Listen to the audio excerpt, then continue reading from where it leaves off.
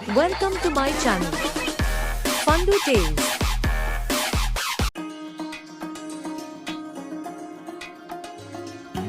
एक समय की बात है। एक गांव में भोलू नाम का एक किसान अपनी माँ के साथ रहा करता था।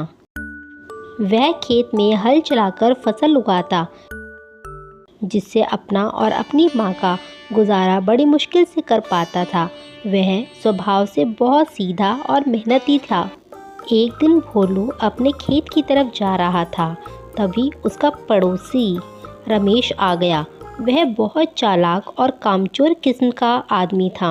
रमेश ने भोलू से कहा, भोलू, मुझे बाजार से किसी काम से जाना है, इसलिए आज तुम मेरा खेत जोत देना। ठीक है भैया। भोलू बहुत सीधा था। वह उसकी बात मान गया और रमेश के खेत में काम करने पहुंच गया। रमेश भोलू को बेवकूफ़ बनाकर खुद अपने घर जाकर सो गया, जबकि भोलू ने सारा दिन उसका खेत जोता। शाम को रमेश उठकर आ गया और भोलू को जाकर धन्यवाद देने लगा। तो भोलू ने कहा, अरे भैया, ज़रूरत पड़ने पर तो पड़ोसी काम नहीं आएगा तो और कौन आएगा। इस बार बारिश नहीं हुई थी, जिससे भोलू की फसल खराब हो गई थी और इसी कारण भोलू और ज़्यादा गरीबी की हालत में आ गया। उसके पास खाने के लिए अनाज भी नहीं था। भोलू ने एक दिन अपनी माँ से पूछा, माँ, क्या मैं कभी इतना धन कमा पाऊँगा जिससे हमारा गुजारा सही से हो सके। तब उसकी माँ ने भोलू का हौसला बढ़ाते हुए कहा, बेटा, तू अगर इसी तरह मेहनत करता रहेगा तो तुझे तेरी मेहनत का फल ज़रूर मिलेगा। भोलू अपने खेत से लौटते समय रोज़ रोते हुए भगवान से यही प्रार्थना करता था कि हे भगवान, मेरी मदद करो जिससे मैं अपना और अपनी माँ का सही से पेट भर सकूं।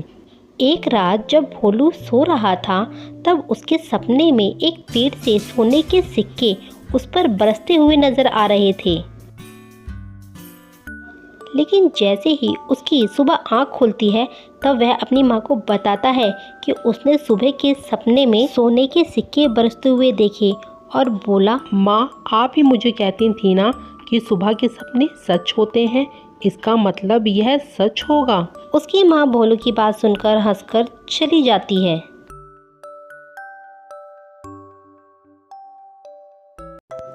जब भोलू अपने खेत में जा रहा था, तब उसे उसका पड़ोसी रमेश मिलता है। तब भोलू उसको सोने के सिक्के के सपने के बारे में बताता है। रमेश उसको बेवकूफ़ समझता है और उससे बोलता है कि मैंने भी एक सपना देखा है जिसमें मुझे ज़मीन के अंदर से सोने के सिक्के मिले। भोलू उसको बोलता है, तो तुम्हारा सपना भी सच होगा। और वह ये कहकर चला जाता है। भोलू उस दिन जब अपने खेत में हल चला रहा था, तब उसका हल जमीन में एक जगह फंस जाता है। जब वह उस जगह मिट्टी को हटाकर देखता है तो उसमें उसको एक घड़ा मिलता है। जब भोलू उसका ढक्कन हटाता है तो उसमें उसको सोने के सिक्के मिलते हैं। भोलू ये देखकर बहुत खुश हो जाता है, लेकिन फिर वह सोचता है कि रमेश ने जो सपना देखा था ज़मीन से सोने के सिक्के निकलने का, वह सच हो गया। यह सब तो रमेश का है। यह कहकर वह उस घड़े को वहीं छोड़कर रमेश के घर शाम को चला जाता है। तब वह रमेश से कहता है, अरे रमेश, तुम्हारा सुबह का सपना सच हो गया है। मुझे एक सोने के सिक्के का घड़ा ज़मीन के नीचे से मिला है, जैसा तुमने सपने में देखा था। तुम जल्दी से जाकर उस घड़े को ले लो। यह कहकर भोलू वहां से चला जाता है। रमेश को भोलू की बातें सुनकर बहुत हैरानी होती है। वह उसकी बातों पर विश्वास नहीं करता और सोचता है कि अगर भोलू के खेत में उसको सोने के सिक्के का घड़ा मिला है तो वह मुझे क्यों दे रहा है।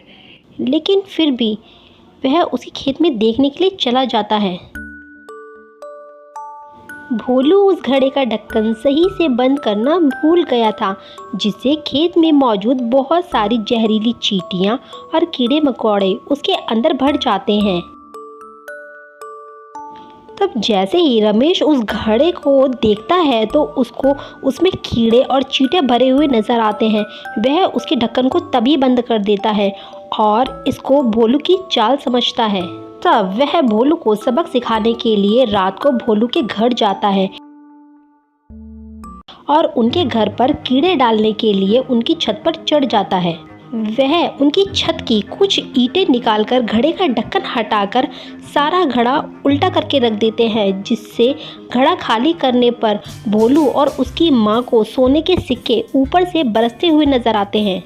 तब भोलू और उसकी माँ यह देखकर बहुत खुश होते हैं और भोलू अपनी माँ से कहता है, माँ, मेरा सपना सच हो गया।